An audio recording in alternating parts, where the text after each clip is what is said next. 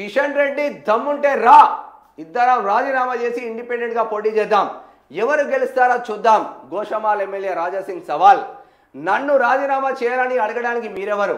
ఏం చేసుకుంటారో చేసుకోండి. రాష్ట్రంలో పవర్లోకి రావాల్సిన బీజేపీని పండబెట్టిన ఇల్లు కిషన్ రెడ్డి పండబెట్టిన.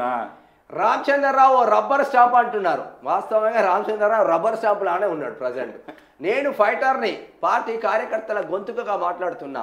కొత్త కమిటీలో పార్టీ మరింత నాశనం అవుతుంది, కొత్త కమిటీతో పార్టీ మరింత నాశనం అవుతుందంట.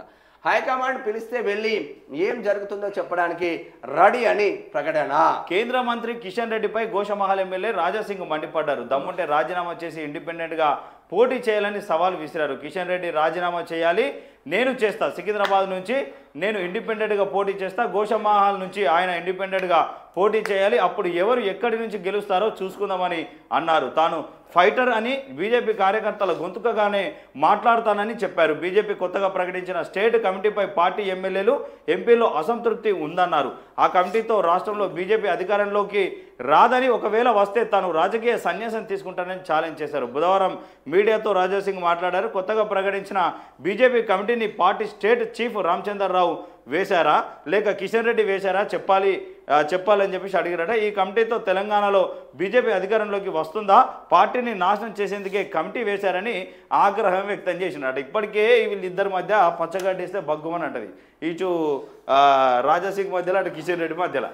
నిజంగా ఏమైతుందో అర్థం కాదు కానీ ఏకదంగా టార్గెట్ చేస్తా ఉన్నాడు కిషన్ రెడ్డిని. కిషన్ రెడ్డి ఏమంటే సర్వనాశనం అయింది. వాస్తవంగా కిషన్ రెడ్డి ఇన్ని సంవత్సరాలు భారతీయ జనతా పార్టీకి అధ్యక్షుడిగా ఉన్నా కూడా అసలు గ్రేటర్ హైదరాబాద్ దాటి ఓడే ఆయనే. గ్రేటర్ హైదరాబాద్ దాటి ఓడు, సమస్యల పైన పోరాటం చేయడు. లాలూచి రాజకీయాల్లో ది నెంబర్ 1 కిషన్ రెడ్డి. ఇటు కేసీఆర్తో మంచిగానే ఉంటాడు, ఇటు కాంగ్రెస్తో మంచిగానే ఉంటాడు. వీళ్ళిద్దరు అభ్యర్థులను, డమ్మీ అభ్యర్థులను పెడతాడు కిషన్ రెడ్డి పైన. మీరు అబ్జర్వ్ చేయండి. దానం నాగేందర్ డమ్మీ. ఎందుకు డమ్మీ అంటే ఆయనకు ఆల్రెడీ ఎమ్మెల్యే పదవి ఉంది. ఎంపీగా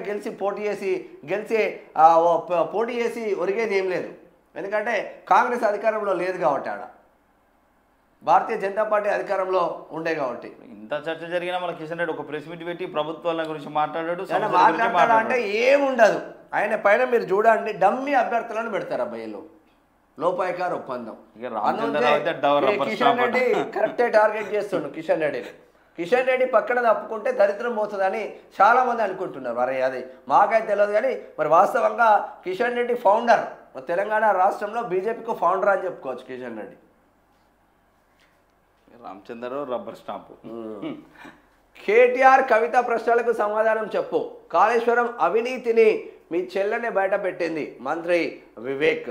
ఆమె మాటలకు సమాధానం చెప్పలేక కేటీఆర్ ఫ్రస్ట్రేషన్తో మాట్లాడుతున్నాడు. కమిషన్ల కోసమే ఆ ప్రాజెక్టును కట్టిండ్రు. సిబిఐ ఎంక్వైరీతో కాళేశ్వరం అవినీతి మొత్తం బయటపడుతుంది. ఫార్ములా ఈరేస్ లుట్టపీసు కేసు అంటున్న కేటీఆర్ విచారణకు ఎందుకు భయపడుతున్నాడు?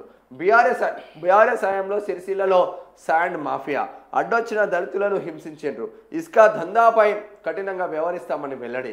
సిరిసిల్లలో సకల జనుల సన్మానానికి హాజరైనలు ఇక్కడ మన మంత్రి వివేక్.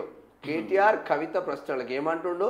కాళేశ్వరం అవినీతి మీ చెల్లెనే బయట పెట్టిండ్రు, మాటలకు సమాధానం చెప్పలేకనే ఫ్రస్ట్రేషన్. నేరల మీద జరిగిన దానికి మరి మీరు విచారణ చేసి వాళ్ళని జైల్లో పెట్టరాదు? అధికారం మీ దగ్గరనే ఉంది కదా, మాటలకే పరిమితం. అట్లా పెట్టారు. ఎందుకంటే సార్ కూడా అప్పుడు బీఆర్ఎస్ లోనే ఉన్నాడు కదా. వీళ్ళు అనడం తప్ప ఏ మంత్రి కూడా దానిపైన అరే మా నేరేళ్ల దళితులను ఎందుకు ఇబ్బందులు పెట్టినా దాన్ని మీరు తీసుకుంటున్నాం, మేము ఎంక్వైరీ చేస్తున్నాం, మేము లోపలేస్తాం కేటీఆర్ అని ఒక్కడన్నా మాట్లాడమను.